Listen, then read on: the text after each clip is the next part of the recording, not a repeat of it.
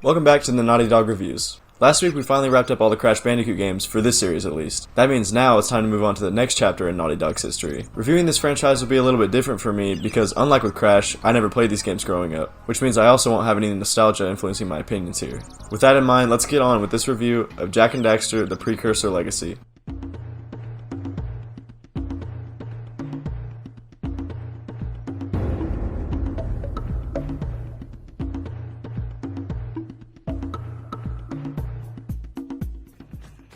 Like I said in the intro, the Jak and Daxter franchise is something I totally missed out on as a kid. In fact, I hadn't even gotten into the series until a couple of months ago when I bought a bundle that came with a port of all three games for PS4.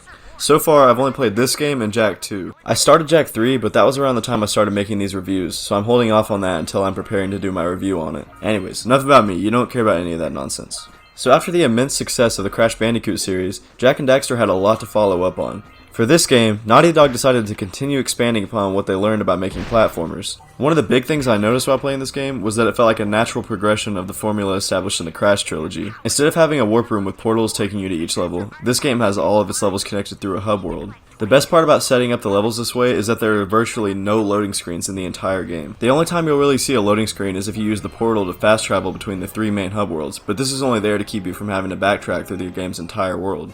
The only area that you have to use the portal to access is the tutorial level, but you most likely won't even need to go back there anyways. This game even made it into the Guinness World Records for being the first seamless 3D world in a console game. Being able to go to any level without going through a loading screen makes the world feel so much more connected than any game that uses the warp room format. The hub worlds are also more than just a gateway to the real game, basically acting as extra levels themselves. They're similar to the hub worlds in the Spyro games in the sense that they have their own assortment of collectibles that count towards 100% completion. The difference being that Spyro's hub worlds still use portals to access them, rather than having them all seamlessly connect like in this game. Jak and Daxter's hub worlds also have various tasks to complete to earn power cells, which are the main collectible in this game. They are to this game what Power Stars are to the 3D Mario games. While the first two hub worlds are full of fun characters and tasks to complete, the third and final hub world seems to have been a little rushed. I say this because it really doesn't have any tasks to complete outside of the levels themselves, but instead has you buy all of its power cells with Precursor orbs, which are the secondary collectible in this game. It really isn't a big issue or anything, I just thought it was worth pointing out. Before going any further and talking about the game itself, let's go ahead and go over the story a little bit. Like I said in the Crash reviews, I'm going to go over the stories for all of these games, mainly to show Naughty Dog's evolution in storytelling. This game shows the first major step towards what you know them for nowadays. The first indicator of that is the fact that this game holds yet another Guinness World Record for having the most cutscenes in a platformer. I'm not sure whether or not it still holds that record, and I wasn't able to find it on the internet, but it's an admirable achievement nonetheless. The story of this game follows two main characters, one being Jak and the other being, you guessed it, Daxter. Jak is a silent protagonist, but you'll hardly notice since Daxter does enough talking for the both of them. This world is full of mystery, even to the characters within it, so in search of answers, Jak and Daxter find themselves traveling to the Misty Island, despite being explicitly told not to by their mentor Samos. While exploring this forbidden land, the pair stumbles upon a vat full of a dangerous substance known as Dark Eco.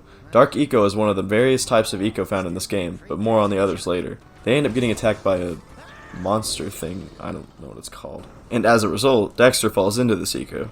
This causes him to change from a human into an odsel, which is a cross between an otter and a weasel. Personally, I don't think this is a really bad thing, as I find him far more charming as a weasel. They quickly return home to tell Samos what happened, and he informs them that Daxter can only be returned to normal by a man named Gul Acheron. In order to get to him, Jak and Daxter will need to find enough power cells to power the heat shield on their hovercraft, allowing them to travel through the Fire Canyon. There are a few more details of the story that I left out for the sake of keeping things concise, as well as letting you experience them on your own if you ever decide to play this game. There's quite a few more cutscenes between the beginning and the end of the game, but again, I'll just let you see them for yourself. Now, like I said at the start of the review, this game is still a platformer, and what would a platformer be without its controls? The controls for Jak go a lot deeper than they ever did with Crash, and can be combined even more efficiently when practiced. To show an example of just how much you can do, holding the left stick forward and pressing L1 will make Jak do a roll. Pressing X to do a jump at the end of the roll will cause you to jump forwards with enough momentum to make you travel faster than your default movement speed. If you time it right, you can jump once again right at the end of your forward jump to reach the same height as a double jump. To give you just that extra little edge while platforming, you can also spin at the apex of your jump to keep you in the air just a little bit longer. This opens up tons of opportunities for players to learn to speed through this game and give them more of a reason to come back for multiple playthroughs. If you watch a speedrun of this game, you'll see just how fascinating it is to watch someone who really knows what they're doing play this game. Just like in the last review, I'm going to avoid breaking down all the mechanics in great detail, but I felt it was necessary to break down at least one just to show you how mechanically rich this game is. Now let's move on to what I think is one of the biggest strengths of this game, the presentation and art direction. If you compare this game to other platformers that came out around the same time, you'll see that it was among the best looking in its genre. Of course, this is to be expected from Naughty Dog, who always makes some of the best looking games for each console generation. Even as someone who played it for the first time recently, I can say that I was blown away by how well it still holds up. These environments are some of the best I've ever seen from the PS2 era, and even as memorable as some from modern platformers. They constantly pull me right into the atmosphere to the point where I could just explore them all day without even caring how much time has passed, or how many things I haven't accomplished, or the fact that my stomach is starting to look like a soggy sack of freezer-burnt chicken tenders. The game even has day-night cycles to add that extra level of immersion.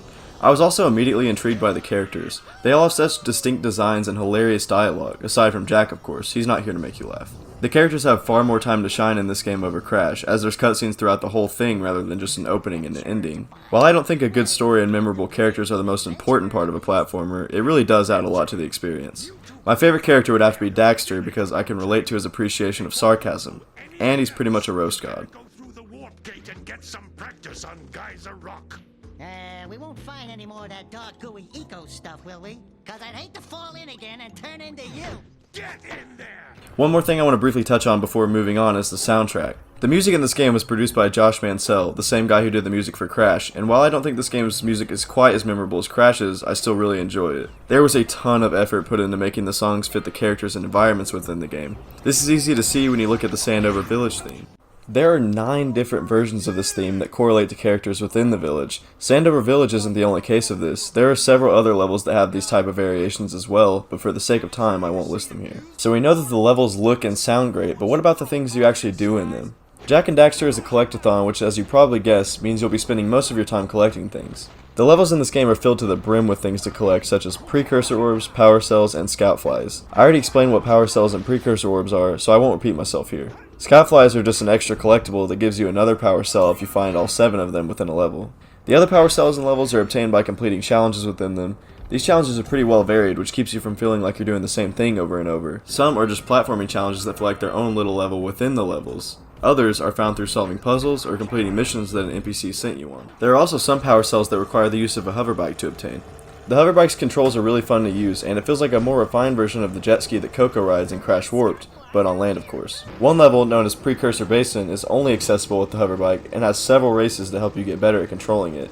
The hoverbike is a great way to change up the gameplay a little bit without getting in the way of the platforming. There's a way better balance here than there was in Crash 3, where you spent more time riding vehicles than platforming. This game is also quite a bit more combat focused than Crash was. Don't get me wrong, it's still not the main attraction here, but it's definitely an upgrade over just spinning and jumping on things. The enemies in Crash Bandicoot were always on predetermined paths and didn't really do anything dynamic. In this game, they actually react to the player's movements, making them more than just an obstacle in your way. Some of them need to be approached in slightly different ways.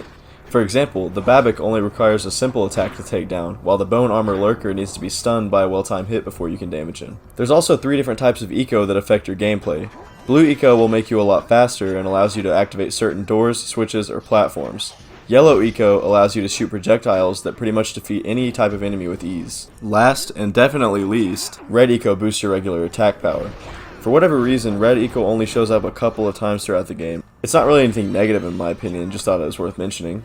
Speaking of combat, there are a few boss fights in this game, but they don't get as much focus as you'd think they would. And only 2 of them really even feel like boss fights. The first one, known as Claw, is pretty simple, but it's still a decently challenging fight that killed me quite a few times. Although it was mainly because I kept falling in that stupid lava that insta-kills you. The final boss, Gull and Maya, is a pretty fun and challenging way to end the game. To beat them, you have to utilize both blue and yellow eco. Yes, red eco is once again neglected and treated like it's nothing. Anyways, that's really all I have to say about the boss fights. The 2 that are here are pretty good, I just kind of expected to have more of them. While the bosses are fairly challenging, there's really no penalty for dying, which makes the rest of the game pretty easy. The challenge level in this game is on the low side, but it's not to the point of being mind-numbing. This may be disappointing for those who want a platformer that will really test them. For me, however, it actually felt a little refreshing just to relax and play this game without having to be seriously challenged at any point. Especially after all the pain I suffered from completing the entire Crash trilogy, and even from another game in this franchise that we'll talk about later. This game is more focused on exploring and finding collectibles rather than intense precision platforming. The last thing I want to go over is the 100% ending, so if you plan on playing this game and don't want the true ending spoiled, skip to this point in the video. So in usual Naughty Dog fashion, collecting all of the Precursor Orbs and Power Cells rewards you with the game's true ending. The true ending is really just a tease at Jak 2 and shows you nothing. I'm sure it would have been cool back when this game was released since it confirmed that a sequel was coming, but I could have just gone to Jak 2 immediately, which makes the ending pretty much pointless for me. Of course, I can't really blame the game for that because it obviously was made before a sequel existed. Regardless, I don't really need a crazy ending to make it all worth it. Completing this game was worth it for the experience alone, and I would have done it with no incentive at all. This game showed that Naughty Dog was able to make something kind of familiar without making the same thing they've already made before. This was the perfect way to follow up the Crash Bandicoot series, and I'm so mad at myself for not playing it sooner. Jak and Daxter is a game that any fans of platformers or collectathons should not miss out on. I give Jak and Daxter the Precursor Legacy a 9 out of 10. Thank you so much to anyone who made it to this point in the video. Real quick, I want to thank both my patrons whose name will be right here next to me. This week I have a new patron known as Abby Luhu, who is also my girlfriend, who is not very good at CTR. So thank you to Matonum and Abby Luhu for helping support the channel. To anyone interested in helping out, the link will be in the description of this video and on my channel. If you enjoyed the review, please leave a like and subscribe, and I will see you next week when I review Jak 2. Until then, stay safe, and I'll see you next time.